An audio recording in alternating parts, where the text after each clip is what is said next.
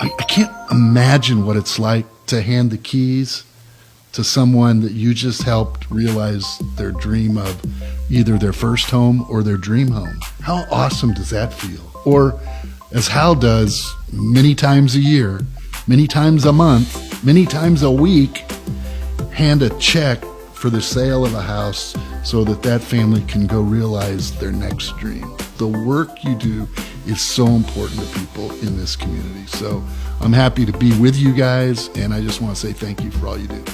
Dang, JT, that was deep. Well, I'm pretty deep sometimes. Drop the mic. See, it's not just the buyers and sellers that get emotional in a real estate transaction.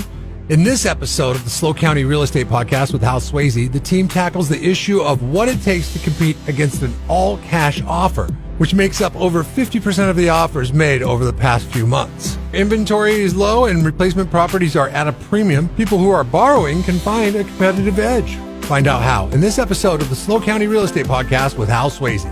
Here's your host, James Bueno. Well, hello, everybody. We are in San Luis Obispo, California, doing a podcast with one Mr. Hal Sweasey. How are you, sir? I love San Luis Obispo. We all love San Luis Obispo. Mr. JT, how are you? Favorite place on earth. Of course. And then Mr. Pete, how are you, sir? I've been around, and this place is pretty. We've heard you've been around. Pretty epic.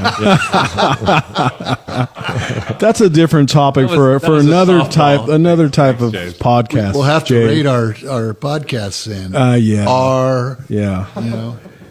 Careful how 13. Mature or immature audiences? Immature. Yeah, both mature and immature. Hey, we are here to have fun. Yeah. We're here to have fun. But we got a passionate topic we're going to talk about, so we got to get rolling right now, Hal. So what do we got going on? I mean, as the market picks up steam and demand, so it's competitive out there, and we see some buyers getting discouraged. So it's, we wanted to give some label to this, how to compete with cash offers, whatever, but it's how to give yourself the best chance, right? When you're buying a house. And John, I think you have some great examples how not necessarily being a cash offer or what happened and how people pick offers sometimes, because it's not just all about the numbers and the dollar signs. Well, we've talked about this in the past that, the price is important, but terms are also important. How many contingencies are there? How long is it going to take to close? And then how some buyers can communicate with sellers how passionate they are about wanting that property. Listeners that don't know, let's talk about terms. Other than price, what other factors are there in the buying process? How? So what's important, Jay? You want to jump on this? Like, what do people need to know? So what are things that that are looked at when you're trying to buy a house or when you're competing for a house? Here's what we see. In today's environment, a good borrower can sit with a lender, give them all their information, and when they're done, that lender can pretty much say, if they're good and they're known, and we have a lot of them around here, that, you can buy a house up to, let's say, $800,000, which I know sounds like a lot, but for a first-time buyer, maybe not. Basically, they can say, you can go buy whatever you want. You're going to get that loan for $800,000. So now when you write an offer, you don't have to put that contingency in there. You are basically pre-approved. So you're the equivalent of cash. Okay. Now, do most sellers like cash? Sounds simpler? Yeah, for a lot of people they do, but they might go, okay, well, this one's $5,000 higher. They don't even have a loan or an appraisal contingency. In effect, it's like a cash offer. So that's just one way in terms of price. We were talking about this earlier. I mean, do people pay for convenience? Like, why does Amazon work? Right? Yeah, convenience. It's fast and easy, right? So real estate transactions can oftentimes not be fast and not be easy. Well, as a seller, James, when I receive an offer communicated to me by my agent, the one thing I want to find out from my agent is where's the risk? And what I mean by that is when I accept an offer, I want to be darn sure this sucker's going to close. Right? I do not want this thing to go upside down 3 weeks from now, and then I have to start over. If I have a offer that's less risky, I might be willing to take a few bucks less for it. Jay, what are some risky details? What can happen to a deal besides fine? I'm good. I'm set. I'm approved for $800,000. What else? What else do I need to know? Timing. I think that's probably one of the biggest concerns for a lot of sellers. They've got, what am I going to move into? If I could, or I've got a house I'm purchasing, but it's going to take me 3 weeks to move. Maybe an allowance of, okay, after the close of escrow, they get to rent back for 3 weeks. So they have that time to move.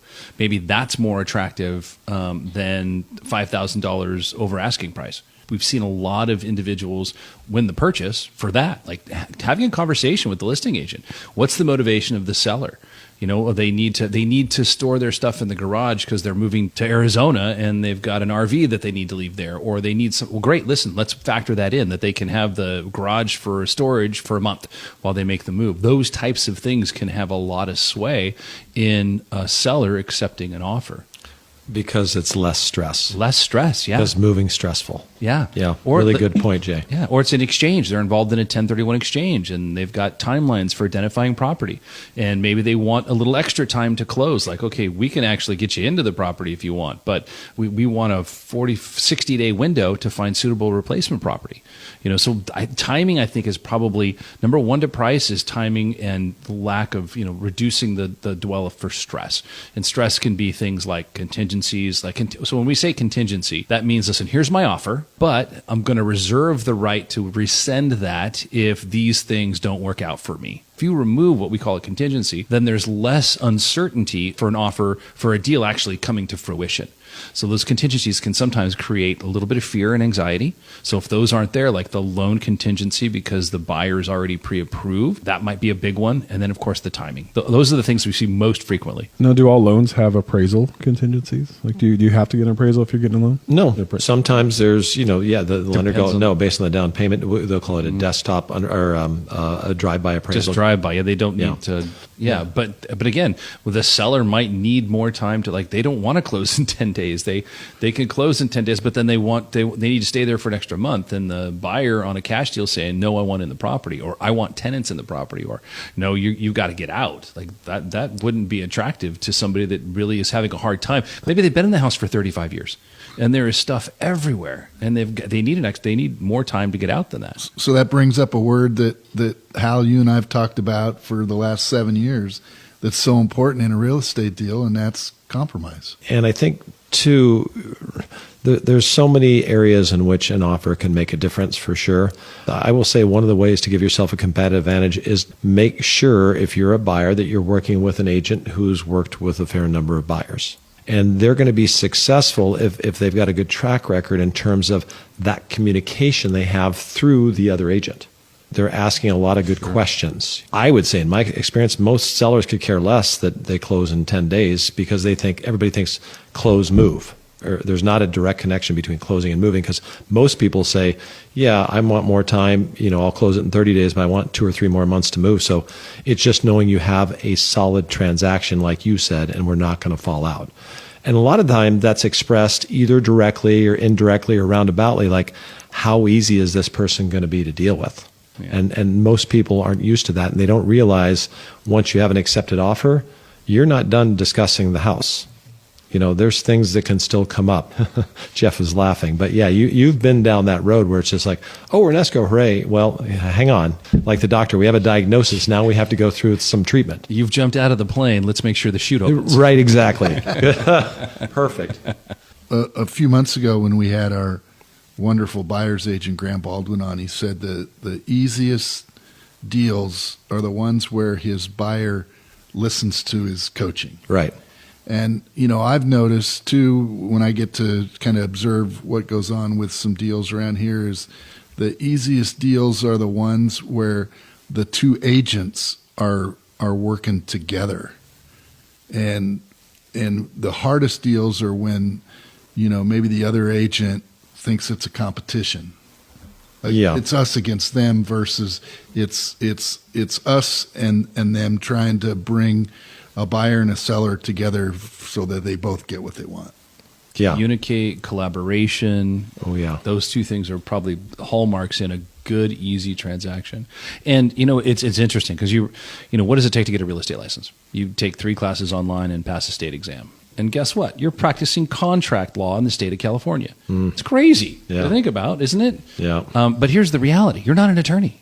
Right. We're not in court. We're not battling to get each other, disbarred or a win for the client. You are representing either an able and willing seller and an able or willing buyer. And our job as real estate professionals is to bring that together to a peaceful, easy, collaborative closing so that everybody feels like, to be honest with you, everybody feels like they're winning a little bit and everybody feels like they're giving a little bit. Like that's a healthy transaction. It's like the garage sale. You bought the wagon for your kids and then you're selling it. You're a little emotionally tied to it. Yeah. And then you see another little kid walk up and he wants it. And it's like, oh, take it. Just take it. Yeah. So you just go with it, right? So, there is a personal part to it that's, in this day and age, it gets divided a little bit. And the more divided we are, the less cooperative we are. If we understand we have a common goal. And Jay, I love what you say. We say this all the time, collaboration, right? Yeah. In my team, we're collaborating internally. Other agents collaborating. And if people can do that, they're going to be much better off for sure. And if you have respect for the other side and not jump to conclusions, or open to that, I'd probably say that's one of the biggest challenges, whether it's at the agent level or the buyer-seller level. Somebody makes up an impression in their head that somehow somebody is not negotiating in good faith. If you go in with that, it's going to be a tough go. Yeah, right. That's the communication part. Communication and trust. Yeah. And it's not easy. This is a tough time to, people are worried. Seek right? first to understand. So you're saying what you guys do is not a sport. There's not wins and losses between the agents. Yeah. Like if I'm going out and I'm getting an agent, I don't want that agent to be like, I win all my transactions. I get the most for my. I want somebody who's willing to listen to both sides. There's wins and wins. That's the quote of the podcast right there, JT. That's literally on the wall in my office. Win-win or no deal. Yeah. There you go. Hey, love it. When ego gets involved, which is how I take that, Yes. Jeff. That's what I'm talking about. Yeah. Ego means you're putting yourself before your client. And boy, does that show. Really, it's about them. And that's where a lot of trouble happens in transactions. I can't speak for my clients. I know what their goals are. But when somebody makes a request, my job is to convey it, talk about what it means, and talk about what the options are and what those options will mean. If we go this way, this could happen. If we go this way, this is what else could happen. Part of what we do when we're negotiating, whether it's getting a buyer to accept an offer for a seller, or vice versa, or the negotiations that happen during the escrow, I use this all the time because most of my clients do not want to lose the house they're trying to buy, and most sellers don't want to lose the buyer that they're selling the house to in the beginning or the middle of the transaction. We want to keep the fish on the line, but hey, if we can kind of bring the price down a little bit or bring the price up, depending on which side you are, then we're going to be a little bit happier, but we're going to be happy either way, but let's not lose the fish off the line and start going for a new fish. We enter with that, and I try to create that tone with the client so that we know, okay, we can live with this, but we like a little bit better. I love the meal, but can we get a little dessert too? So that's basically how we put it. And I just let them know, hey, this could mean we lose the fish. And usually everybody's happy. You just said something that reminded me of the 3 core values we live by in your company. And one of them is that we put our clients' interests above our own. And I've never seen Hal or any of the buyer's agents involved in a negotiation where that wasn't true. We put our clients' interest above our own. That's on the wall here, and it's not just words on the wall. It's how we live. If you're a buyer and you're struggling, talk to an agent, talk to a good lender, get all the information so you know, and then someone that's experienced will help guide you through that process to give you the best chance of winning. It's like if you're in sports, if you have a good coach, they can tell you, hey, if you make these small changes, they can have a big impact on the other end of what you're trying to accomplish. So a good agent and a good lender will help coach and guide you to give you your best chance for success. So what you're saying is if I'm a buyer with a loan, I can compete against cash. Absolutely. In many ways that we haven't even addressed here. Yeah. And when referring to a lender, I would grab somebody that's in your market. There's some like depot type home, big lot, whatever group that's online and they're on the East Coast, and they'll tell you they can do stuff because they probably have the intent to, but they don't have enough information to get you what you really need. Run with a local lender, somebody who's here, who has local appraisers that they work with, so that you have a much higher rate of success working with somebody that knows the market here than somebody who's outside the area. You all know around the table that I spent 38 years in the insurance industry, and one of my great friends from my time there is visiting me now, and we're going to have some fun tonight. And And I was thinking about how noble of a business that is. To think about, being with a family who just lost their house the night before and putting your arm around them and letting them know it's going to be okay because they have the insurance to rebuild the house. The hardest one I ever had was when my next door neighbor died tragically in an accident. And as I delivered the life insurance proceeds to his mom and dad, how thankful they were that I was there to help them. And in a weird, kind of strange way, how rewarding that was to me to be there for them. It was noble work. And now that I'm in your industry, the real estate industry, I think about how noble what you guys do every day is. I mean, I can't imagine what it's like to hand the keys to someone that you just helped realize their dream of either their first home or their dream home, right? I mean, how awesome does that feel? Or as Hal does many times a year, many times a month, many times a week, hand a check for the sale of a house so that that family can go realize their next dream.